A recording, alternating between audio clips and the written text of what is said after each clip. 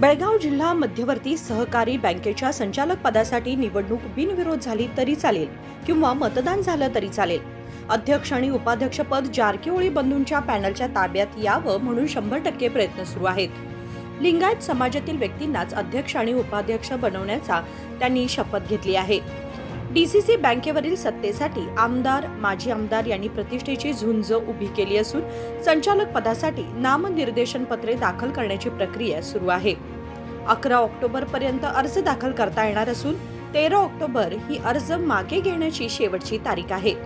तोपर्यंत जारकीहोळी बंधूंचा पॅनल अतिशय जपून चालण्याचा मार्ग स्वीकारत आहे। माजी खासदार रमेश कत्ती आणि जारकीहोळी बंधू यांच्यातील डीसीसी बँक निवडणूक ही प्रतिष्ठेची लढत बनली आहे। डीसीसी बँक ही कोणाच्या बापाची मालमत्ता नाही अशा रमेश कत्तींच्या वक्तव्यामुळे राजकारणात मोठा विस्फोट झाला होता। यावर प्रत्युत्तर देताना जारकीहोळी पॅनलचे माजी खासदार अण्णासाहेब जोल्ले म्हणाले की डीसीसी बँक ही कोणाची खासगी मालमत्ता नाही, ती शेतकऱ्यांची बँक आहे, शेतकऱ्यांची संपत्ती आहे। पुढे सर्वांनी एकत्र येऊन बँकेच्या प्रगतीसाठी काम करू असा निर्धार त्यांनी व्यक्त केला।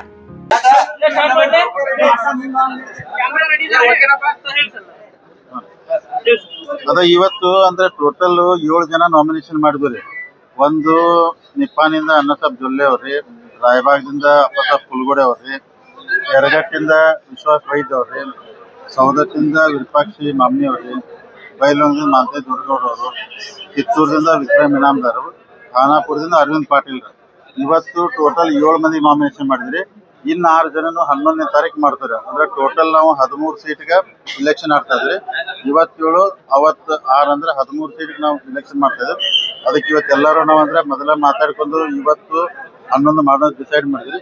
7 ಜನ ನಿಂತಾರೋ ಟೋಟಲ್ 13 ಜನ ನಮ್ಮ ಪ್ಯಾನಲ್ ದಿಂದ ನಾವು ನಿಲ್ಲಿಸ್ತೀವಿ।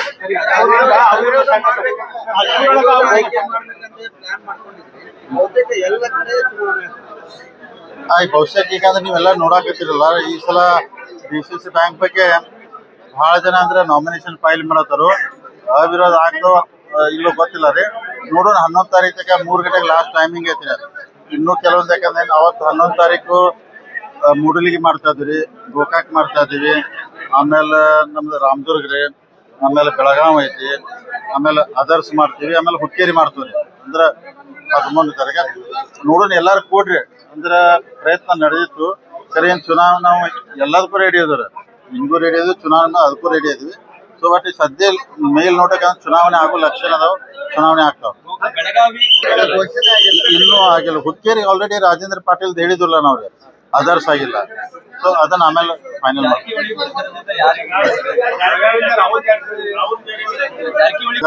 ಎಲ್ಲ ಚರ್ಚೆ ಮಾಡಿ ನಿಮಗೆ 11 ತಾರೀಕು ನಾವು ಒಂದು 11 ಗಂಟೆಗೆ ಫೈನಲ್ ಆಗಿ ಕ್ಯಾಂಡಿಡೇಟ್ ಹೆಸರು ಹೇಳ್ತೀವಿ।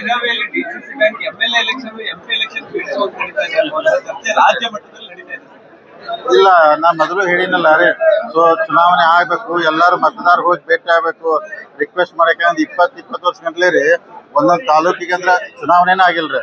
ಅದಕ್ಕೆ ಎಲ್ಲರೂ ಅಂದ್ರೆ ಮತದಾರರಿಗೆ ಹೋಗಿ ಭೇಟಿ ಆಗ್ಬೇಕು, ಹೇಳಬೇಕು, ಅವ್ರ ಪ್ರಶ್ನೆ ಸುಖ ಕೇಳಬೇಕು। ಇದು ಒಳ್ಳೆ ಬೆಳವಣಿಗೆ, ಚೆನ್ನಾಗಿ ಸಮಾಧಾನ ಇಲೆಕ್ಷನ್ ಆಗ್ಲಿ ಅಂತ ನಮ್ದೆಲ್ಲ ಆಸೆ ಇದೆ।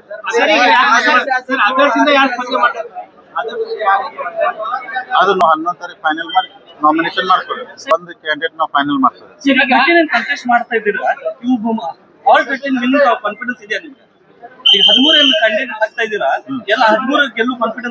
ಅಲ್ಲ, ಡೆಫಿನೆಟ್, ಯಾಕಂದ್ರೆ ಚುನಾವಣೆ ನಿಂತಾಗ್ರಿ ಎಲ್ಲಾರು ಗೆಲ್ಬೇಕಂತ ನಿಂತಾರ, ಸೋಲ್ಬೇಕಂತ ಯಾರು ನಿಲ್ಲೋದಿಲ್ರಿ।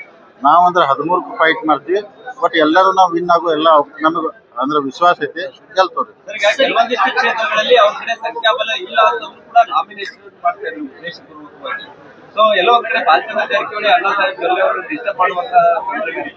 ಡಿಸ್ಟರ್ಬ್ ಅನ್ನೋದ್ರಿ ಚುನಾವಣೆ ಒಳಗೆ ಏನ್ ಒಂದ್ ಕಡೆ ಹೇಳಿನಲ್ಲ, ಒಂದ್ ಕಡೆ ಜಿದ್ದಾಜಿದ್ದಿ ಚುನಾವಣೆ ಆಗ್ಬೋದು, ಕೆಲವೊಂದ್ ಕಡೆ ನಾಮಕೆ ವಾಸ್ತೆ ಚುನಾವಣೆ ಆಗ್ಬೋದು, ಕೆಲವೊಂದ್ ಜನ ಅನ್ಬೋದು ಈ ಅನ್ನ ಪೋಸ್ ಮಾಡಕ್ ಬಿಡದ ಇಲೆಕ್ಷನ್ ಮಾಡ್ಸೋಣ ಅಂತ ಹೇಳಿ ಇಲೆಕ್ಷನ್ ಮಾಡಿಸ್ಬೋದು।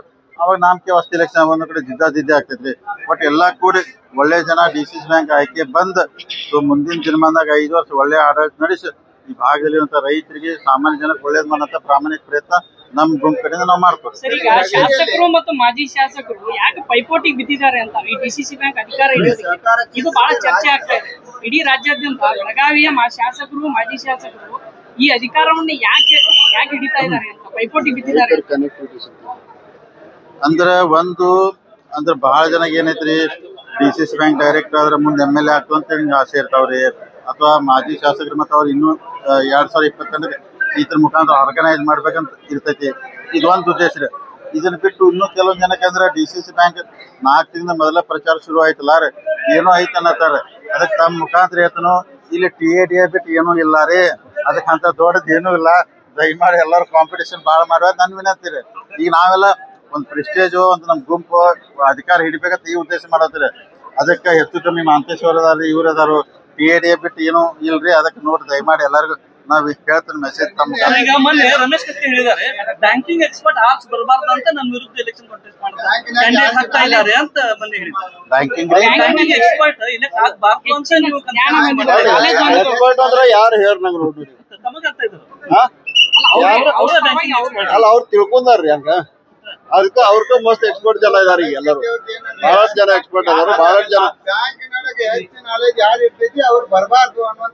ಆ ಉದ್ದೇಶ ಏನು ಇಲ್ಲ. ಎಲ್ಲರಿಗೆ ಅವ್ರಕ್ಕ ಹೆಚ್ಚು ಅಭ್ಯಾಸ ಐತಿ, ಹೆಚ್ಚು ನಾಲೆಜ್ ಐತಿ. ಅವ್ರಿಗಿಂತ ಒಳ್ಳೆ ದೃಷ್ಟಿಯಿಂದ ಇಷ್ಟ. ಬರೀ 9 ತಿಂಗಳಲ್ಲಿ ನಾವು ಅದನ್ನ ಆಡಳಿತವನ್ನು ಇಟ್ಟು ಚೆನ್ನಾಗಿ ಕೊಟ್ಟಿದ್ದೀವಿ ಅಂದ್ರೆ ಸುಮಾರು 200 ಕೋಟಿ ಡಿಪಾಸಿಟ್ ಹೆಚ್ಚಾಗ್ಯದ, 5 ಕೋಟಿ ಇದು ಪ್ರಾಫಿಟ್ ಕೂಡ ಹೆಚ್ಚಾಗ್ಯದ.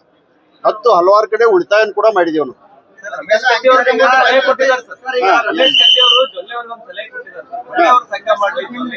ಅಲ್ಲಿ ಒಳ್ಳೆಯವ್ರ ಸಂಘ ಮಾಡಕ್ ನನಗೂ ಬುದ್ಧಿ ಐತಿ. ನಾನು ಒಳ್ಳೆಯವ್ರ ಸಂಘನ ಮಾಡಿದೆ. ಅವ್ರಿಗೆ ಮೊದಲು ಕಲ್ಕೊಲ್ಲ, ನಾನು ಹೇಳ್ತೀನಿ, ಅವ್ರ ಮೊದಲು ಕಲ್ಕೊಲ್ಲ.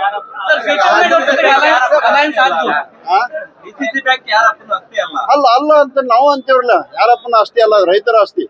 ನಮ್ಮ ಬೆಳಗಾವಿ ಜಿಲ್ಲೆ ಎಲ್ಲ ರೈತರು ಜನತೆ ಆಸ್ತಿ. ಅದನ್ನ ಒಳ್ಳೆ ಮಾಡ್ಕೋಸ್ಕರ ಬಂದೇವ್ ಹೊರತು ಬೇರೆದೇನಲ್ಲ. ನೀವು ಕನೆಕ್ಟಿವಿಟಿ ಯಾಕೆ ಎಲ್ಲರೂ MLA MLC ಬರ್ತಾ ಇದ್ದಾರೆ ಅಂತೀರಿ. ಈಗ ನೋಡ್ರಿ, ರೈತರ ಕನೆಕ್ಟಿವಿಟಿ ಹೆಚ್ಚೊಂದು ಆಗ್ತದ ತಿಳ್ಕೊಂಡು ಎಲ್ಲರೂ ಇಲ್ಲಿ ಬರ್ಬೇಕಂತಾರ. ಮುಂದೆ ರಾಜಕೀಯ ಫ್ಯೂಚರ್ ಆಗ್ತೈತಿ.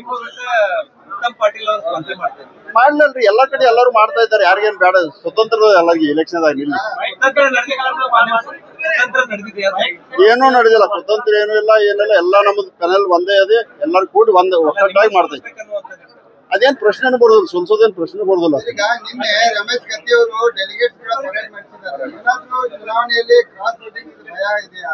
ಬಹುತೇಕ ಇರ್ಬೋದು ಅನ್ಸ್ತದೆ, ಅದಕ್ಕಂತ ಮಾಡಿರ್ಬೋದು ಅನ್ಸಿ, ಅವ್ರಿಗೆ ಭಯ ಇರ್ಬೋದು ಅನ್ಸಿ. ಏನಿಲ್ಲ, ಈ ಒಂದು ಚುನಾವಣೆ ಜಾರಕಿಹೊಳಿ ವರ್ಸಸ್ ಕತ್ತಿ ಕುಟುಂಬದ ನಡುವಿನ ಮತ್ತೊಂದು ಸುತ್ತಿನ ಫೈಟ್ ಅಂತೇಳಿ ವಿಮರ್ಶೆ ಮಾಡ್ಲಾಗ್ತದೆ. ಸಾಧ್ಯ ಇಲ್ಲ, ಅದು ಆಗಕ್ಕೆ ಸಾಧ್ಯ ಇಲ್ಲ. ಮೊನ್ನೆ ಹುಕ್ಕೇರಿ ತಾಲೂಕು ಇಲೆಕ್ಷನ್ ಸೊಸೈಟಿ ಒಂದು ತಾಲೂಕು ಸೀಮಿತವಾದಂತ ಚುನಾವಣೆ ಇದೆ. ಇದು ಜಿಲ್ಲೆಯಲ್ಲಿ ಇದು ಅವ್ರದ್ದು ನಮ್ದು ಕರೆದಲ್ರಿ, ನಮ್ದಾದಂತ ಎಲ್ಲ ಬೆಂಬಲಿಗರ ಗುಂಪು ಐತಿ, ನಾವೆಲ್ಲ ಲೀಡರ್ಗಳು ಅದೀವಿ. ಸೊ ಅದನ್ನ ಬಿಂಬಿಸಿದ್ರೆ ನಾ ಏನ್ ಮಾಡಕ್ ಆಗುದಿಲ್ರಿ. ಆದ್ರೆ ನಾವೆಲ್ಲ ಮೊದಲು ಒಂದ್ ಎಲ್ಲಾರನು ವಿಶ್ವಾಸ ತಗೊಂಡ್ ಮಾಡ್ಬೇಕಂತೇಳಿ ಹೋಗಿದ್ದೀವಿ. ಆದ್ರೆ ಅವ್ರು ಹೇಳತ್ತಲ್ಲ ಕತ್ತಿ ಜಾರಕಿಹೊಳಿ ಆಗೋದಿಲ್ಲ. ಸೊ ಅಂದ್ರೆ ಎಲ್ಲಾರ ದೃಷ್ಟಿಯಿಂದ ಅಂದ್ರೆ ಚುನಾವಣೆ ಆಗ್ತೈತೆ. ಅದು ಯಾರ ಒಬ್ಬರ ಪ್ರೆಸ್ಟೇಜ್ ಇಟ್ಕೊಂಡು ಚುನಾವಣೆ ಮಾಡೋದಿಲ್ಲ. ನಾ ಏನಿಲ್ಲ, ಬ್ಯಾಂಕ್ ದೃಷ್ಟಿಯಿಂದ ರೈತರು, ಗ್ರಾಹಕರು, ನೌಕರ ಇವನ್ ಇಟ್ಕೊಂಡು ಗಮನದಲ್ಲಿ ಇಟ್ಕೊಂಡು ನಾವು ಕೆಲಸ ಮಾಡ್ತೀವಿ. ಈ ಚುನಾವಣೆಯನ್ನ ಹೈಕಮಾಂಡ್ ಗಮನಿಸ್ತಾ ಇದೆ, ಎಲ್ಲರೂ ಕೂಡ ಅಡ್ಜಸ್ಟ್ಮೆಂಟ್ ಆಗಿ ಚುನಾವಣೆ ಮಾಡ್ತಾ ಇದ್ದಾರೆ ಅನ್ನುವಂತದ್ದನ್ನು ಕೂಡ ರಮೇಶ್ ಕತ್ತಿ ಅವರು ಅಂದ್ರೆ ನಿರ್ದೇಶಕರ ಚುನಾವಣೆ ಆದ್ಮೇಲೆ ಅಧ್ಯಕ್ಷ ವಿಚಾರಕ್ಕೆ ಸಂಬಂಧಪಟ್ಟಂಗೆ ಸಮೀಕರಣ ಬದಲಾವಣೆ ಆಗುತ್ತೆ. ಇಲ್ಲ ನೋಡ್ರಿ, ಇದು ಈ ಚುನಾವಣೆ ಪಕ್ಷಾತೀತವಾಗಿ ಜಾತ್ಯತೀತವಾಗಿ ಮಾಡತ್ತವ್ರಿ. ಕೋಆಪರೇಟಿವ್ ಪಾರ್ಟಿ ಇರೋದಿಲ್ಲ, ಎಲ್ಲಾ ಪಾರ್ಟಿ ಅವ್ರು ಕೂಡಿರ್ತಾರೆ. ನಾವು ಅಂದ್ರೆ BJP, ಕಾಂಗ್ರೆಸ್, JDS, MES ಎಲ್ಲಾ ಕೂಡಿ ಮಾಡತ್ತವ. ಅವ್ರು ಹಂಗ ಮಾಡ್ತಿರ್ತಾರ, ಅದಕ್ಕೆ ತಪ್ಪಂತ ಅನ್ನೋದಿಲ್ಲ ರೀ. ಅವರು ಎಲ್ಲ ಕೂಡ ಹಂಗೆ ಮಾಡ್ತಿರ್ತಾರೋ. ಅದಕ್ಕೆ ಇದನ್ನ ಅದು ಆಗೋದಿಲ್ಲ. ಮತ್ತೆ ನೀವು ಹೇರಲ್ಲ, ಚುನಾವಣೆ ಮುಗಿದ ನಂತರ ಯಾವುದು ಬದಲಾವಣೆ ಏನೂ ಆಗೋದಿಲ್ಲ. ನಮ್ದೆಲ್ಲ ಅಂದ್ರೆ ಬದಲಾವಣೆ ಏನ್ ನಾವು ಗುಂಪೈತಲ್ಲ, ಇದು ಹಿಂಗ ಗಟ್ಟಿಯಾಗಿರ್ತೈತ್ರಿ. ಯಾವ್ದು ಅವ್ರು ನಿರೀಕ್ಷೆ ಮಾಡಿದಾರೋ ನಿರೀಕ್ಷೆ ಸುಳ್ಳಾಗ್ತೈತಿ. ಖಂಡಿತ ಈಗ ಹೇಳ್ಬಿಟ್ಟಿದ್ರೆ ಇನ್ನು ಬರೆದು ಕೊಡಂದ್ರೆ ಅದನ್ನು ಕೊಟ್ಟು ಬಿಡ್ತೇನೆ.